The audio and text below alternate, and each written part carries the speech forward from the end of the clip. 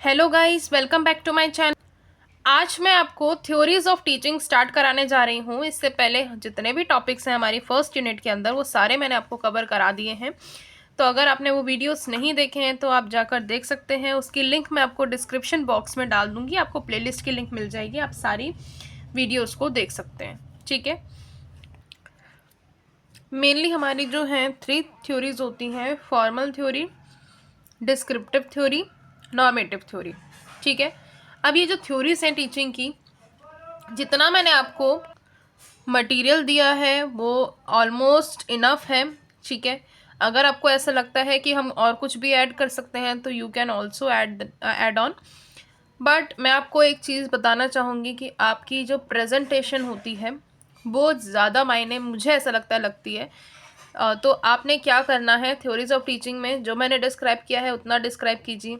ठीक है, यहाँ पे मैंने ये भी लिख दिया है कि कितनी 3 मेन थ्योरीज हैं, फॉर्मल थ्योरीज हैं, डिस्क्रिप्टिव थ्योरी है, नॉर्मेटिव थ्योरी है। साथ में आप एक डायग्राम बना दीजिए, चार्ट, फ्लो चार्ट बना दीजिए। अब वो भी मैं आपको बता देती हूँ कि कैसे। आगे जैसे जैसे मैं बताते जाऊँगी तो फ्लो चार्ट भी मैं आपको बना के बता दूँगी कि आप किस तरह से फ्लो चार्ट्स को जो है प्रिपेयर कर सकते हैं नॉर्मली।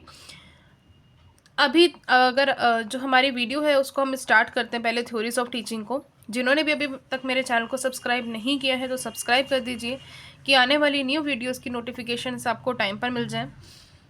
तो चलिए ये स्टार्ट करते हैं थ्योरीज ऑफ टीचिंग। इससे पहले जितने भी टॉपिक्स हैं मैंने करा दिए हैं। ठीक है, तो आप उनको जाके देख सकते हैं, चेकआउट कर सकते हैं। अब देखिए, theories of teaching provide framework and principles that guide educators in understanding how learning occurs and how to facilitate effective instruction। कहने का मतलब क्या है कि थ्योरीज ऑफ टीचिंग जो है वो आपको एक नॉर्मली फ्रेमवर्क जो है वो बताएंगी, कि वो प्रिंसिपल्स बताएंगी कि जिससे जो एजुकेटर्स हैं उनको एक गाइड मिल सके कि किस तरह से लर्निंग स्टार्ट होगी और आप उसको किस तरह से फैसिलिटेट कर सकते हो, एक इफेक्टिव इंस्ट्रक्शंस बता सकते हो। यानी कि आप किस तरह से एक इफेक्टिवली किसी को भी पढ़ा सकते हो एज अ टीचर, क्योंकि आप कैसे कैसे किसी को इन्फ्लुएंस कर सकते हो कि आप उसको लर्न करें। ठीक है, दूसरे जो आपके स्टूडेंट्स हैं वो किस तरह से लर्न करें, आप किस तरह से इफेक्टिव इंस्ट्रक्शंस जो हैं उनको प्रोवाइड कर सकते हैं। तो ये जो थ्योरीज हैं ये बताती हैं। अब ये जो थ्योरीज हैं इनको 3 मेन पार्ट्स में या 3 मेन टाइप्स में डिस्क्राइब किया गया है: formal theories, descriptive theories and normative theories. अब जो हमारा थ्योरीज ऑफ, मैंने आपको बोला था कि फ्लो चार्ट कैसे बना सकते हो, थ्योरीज ऑफ टीचिंग लिख दो।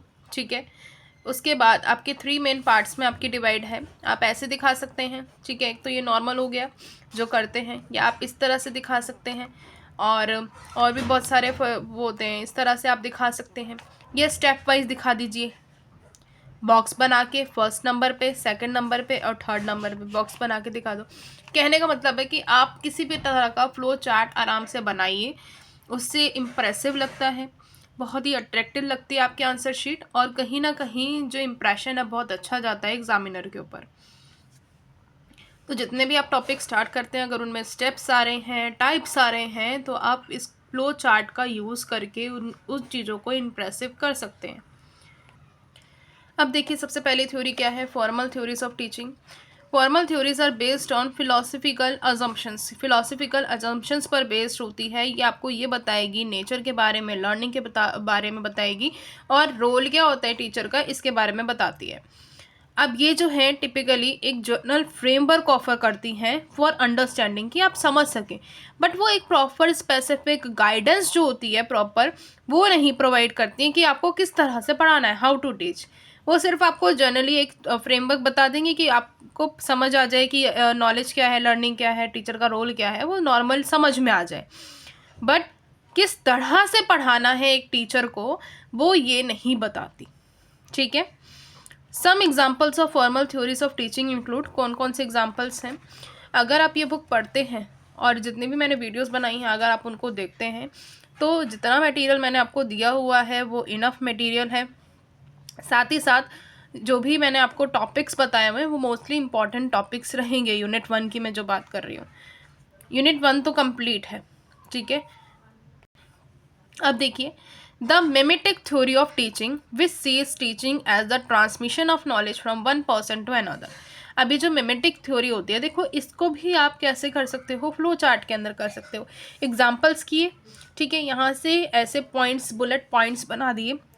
अब मिमेटिक थ्योरी जो होती है टीचिंग की, वो क्या दिखाती है टीचिंग को, कि as a transmission of knowledge from one person to another, यानी एक पर्सन को दूसरे पर्सन जो है उस तक एक नॉलेज ट्रांसमिट हो रही है, सिर्फ एक नॉलेज ट्रांसफ़र हो रही है।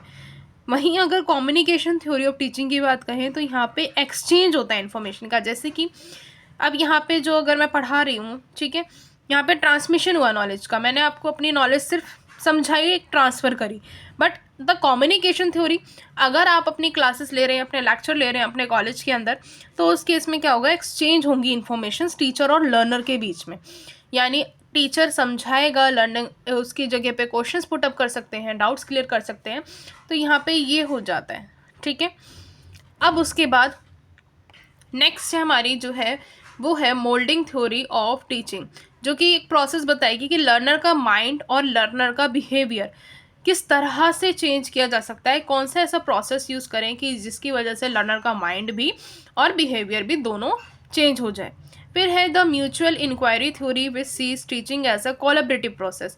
वो ये बताती है, ये दिखाती है कि जो टीचिंग है वो एक कोलैबोरेटिव प्रोसेस है लर्निंग का, जिसके अंदर टीचर और लर्नर का कोलैबोरेट होना ज़रूरी है, यानी एक दूसरे को समझना ज़रूरी है, एक दूसरे के साथ कॉन्टैक्ट रखना ज़रूरी है।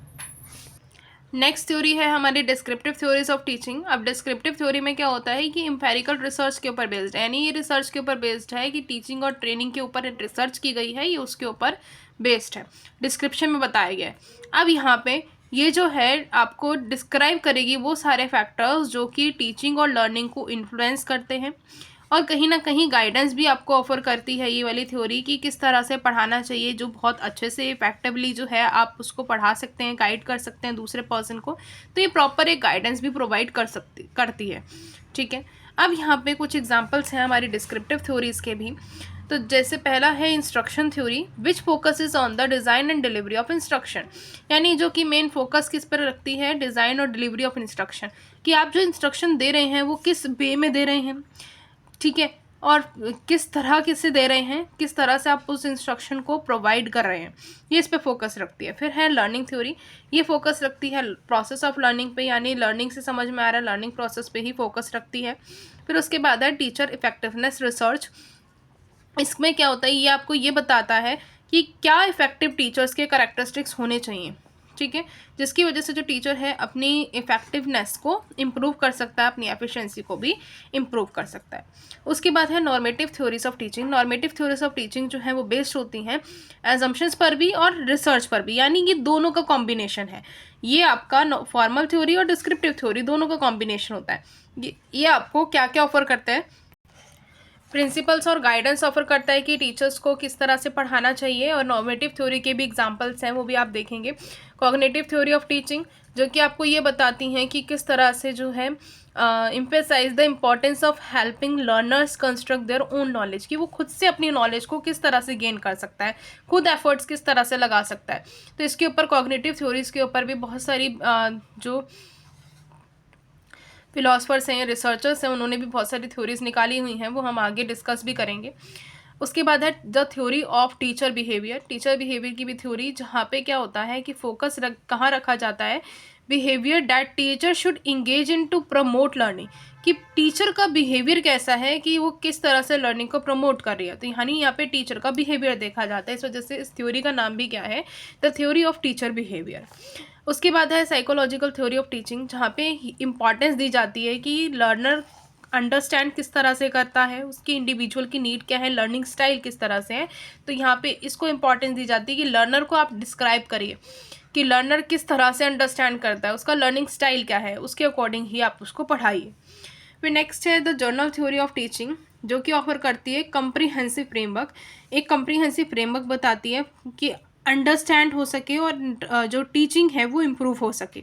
एक जर्नली आपको एक फ्रेमवर्क बता देगी, रूल्स वगैरह, सेट ऑफ रूल्स बता देगी कि अगर आप इस तरह से पढ़ाते हैं तो आपको इम्प्रूवमेंट मिलेगी टीचिंग प्रोसेस के अंदर।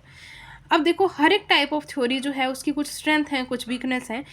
फॉर्मल थ्योरी क्या बताती है आपको, सिर्फ ये बताती है, एक पर्सपेक्टिव दे देता है कि टीचिंग के ऊपर, बट वो अप्लाई कैसे किया जाए वो नहीं बताता। ऐसी डिस्क्रिप्टिव थ्योरी जो है वो रिसर्च पर है, वो जर्नलाइज नहीं है, ठीक है, सारे टीचिंग कॉन्सेप्ट में जर्नलाइज नहीं होता। ऐसे ही नॉर्मेटिव थ्योरी की बात कहें तो वो ये बता तो देता है कि किस तरह से जो है पढ़ाना है, but they may be too idealistic और प्रिस्क्रिप्टिव, बहुत ज़्यादा एडलिस्टिक हो जाता है और प्रिस्क्रिप्टिव भी हो जाता है। तो अब क्या वे होना चाहिए कि किस वे में आप जो है इन थ्योरीज़ का यूज़ कर सकते हैं, तो बेस्ट वे ये होता है कि आप इन तीनों थ्योरीज़ को कंबाइन करिए, ठीक है। फॉर एग्जांपल, अगर teacher might use a formal theory, teacher जो है फॉर्मल थ्योरी यूज़ कर सकती है एक जनरल फ्रेमवर्क करने के लिए, एक फ्रेमवर्क डेवलप करने के लिए टीचिंग का, कि अपने क्या क्या पढ़ाना है उसको नॉर्मली आप डिस्क्राइब कर लीजिए क्या स्ट्रैटेजीज़ हैं, ठीक है। उसके बाद डिस्क्रिप्टिव थ्योरी के अकॉर्डिंग वो क्या कर सकती है, कुछ स्ट्रैटेजीज़ बता सकती है। अब देखो यहाँ पे उन्होंने क्या क्या पढ़ाना है, कॉन्टेंट चूज़ कर लिया, फ्रेमवर्क है नॉर्मल जर्नल, उसके बाद स्ट्रैटेजीज़ क्या यूज़ करती हैं जो कि उस कंटेंट को और इफेक्टिव बना सकती हैं।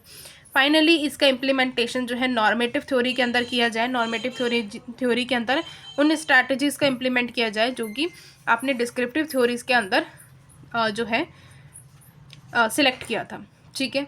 तो यानी अगर आप तीनों का कॉम्बिनेशन लेके चलते हैं तो बहुत अच्छी इफेक्टिव टीचिंग हो सकती है। तो by using a combination of theories teachers can develop a more comprehensive and effective approach of teaching. Teacher जो है बहुत अच्छी कॉम्प्रिहेंसिव और इफेक्टिव अप्रोच बना सकती है। अब ये वाला जो आपका टॉपिक है थ्योरीज ऑफ टीचिंग इम्पॉर्टेंट है एग्ज़ाम पॉइंट ऑफ व्यू से, ठीक है। बाकी मैंने और भी टॉपिक्स करा रखे हैं, तो प्लेलिस्ट की लिंक तो मैं डिस्क्रिप्शन बॉक्स में आपको दे दूँगी, तो आप वहाँ से जाके और भी टॉपिक्स को देख सकते हैं। तो unit first of learning and teaching यहाँ पर कंप्लीट होती है। सो मिलते हैं नेक्स्ट वीडियो में। अगर आपको पसंद आया हो तो लाइक शेयर और कमेंट ज़रूर करें। Bye bye.